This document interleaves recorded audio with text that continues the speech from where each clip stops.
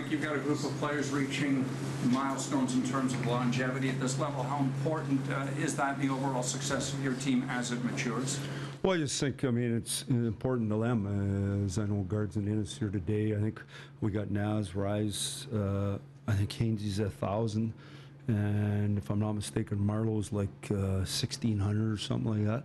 So when you look at the whole thing, when you're first trying to get in the league, you're thinking, gee, could I just get in? And then once you're in, you kind of get a little selfish. You want to be here a long time, but you got to be good to be here a long time. So, you know, I think it's something you can share with your family. It's a special thing, and yet you usually worry about the next 100. Where have you noticed the biggest area of growth in Jake's game since you arrived? Well, I think Jake's like, I think Jake's an elite player, and he's got unreal hockey sense. Makes great plays offensively, good defensively. Every once in a while, you got to give him a little tightening, but other than that, he's a real good player for us. And when you go around the league and you look at 50-point D-man, there's none of them. It's just so hard to be a 50-point D-man. I don't know, is there 30? What are I don't know what the number is. Is there 30? So when you think of that, every team gets one. We're fortunate enough to have two. Just got to find a way to keep them. Mike, I apologize if this was covered yesterday, but John Tortorella created a little stir when he said there wasn't enough hate in the NHL. Is this as friendly as the league's been since you arrived? Yeah, I didn't see the torch thing. I couldn't tell you anything about that. I think the league's the best it's ever been. It's so fast. It's so competitive. When I look at the standings, I mean, I look at the schedule. I keep waiting for a team that you think you can beat. Like, it just, every night, it's so good. So to me, the players are better. They're stronger. They're faster. They're more fit. They're more determined. I think there's different times, and so the game and the times always change together.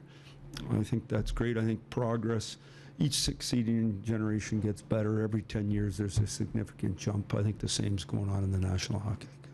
Mike, Freddie obviously put an emphasis on a strong start of this season, and it has been his best October since he got here. What have you noticed about him, if anything, a different approach this one? Well, I just think the biggest thing for any goaltender is mental toughness. And what I mean by that is real short memory, and it's about the next save. And you can't worry about what's going wrong, or, geez, the team's given up too many 2-on-1s, or the team's got poor D-zone coverage, or I got too many high-end chances, or none of that matters. Just stop the puck. And when you're like Freddie and you're a leader like he is, when he's calm and he's poised and he's playing well and he's practicing hard, you're setting a tone for everybody else. That's just the way it is. And that's why it's so important that your goalie is so mentally tough and feels good about himself and can bring it every day, or in the end, you're not winning no matter what. What do you enjoy most about your annual coaches that you did today? Well, I mean, I wish I had more than 3 seconds. You know, I think there's a real responsibility with being called coach. I think it's important that we all understand that. You know, what's interesting is when you feel good about yourself in any walk of life, the chance of you performing way better is much greater. So how do you, as a coach, get 23 guys to feel good about themselves? How do you have time to talk to each one of them every day? Most of those guys got full-time jobs. They're arriving there. They don't even have time to coach, yet you got to find a way to be ultra prepared, because the kids don't care where you were, what you did. They just want you to be prepared. Then if you're coach, and where's your resources? Who's the goalie coach? Who's teaching them to skate? Who's teaching them to be heavy on the puck? Who's teaching them all these things that you don't even know yourself?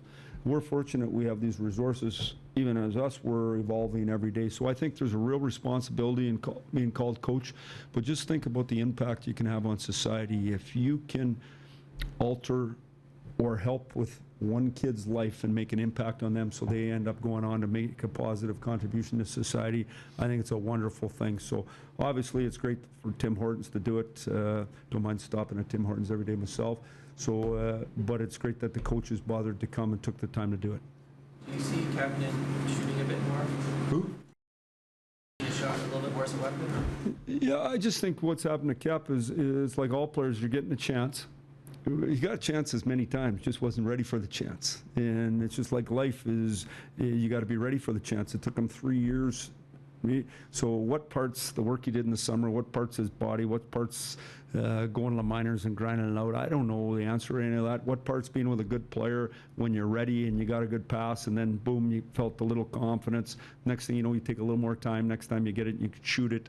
Then you think you can shoot it. I mean, it's an evolution. He's just starting. The key about this game is usually when you start scoring, they stop, they look at what you do. They didn't even look at what you did before that. Now they try stopping you, and you got to keep getting better and better and adjusting and find ways to do it. And then when you've done it for about 10 years in a row, they consider you pretty good.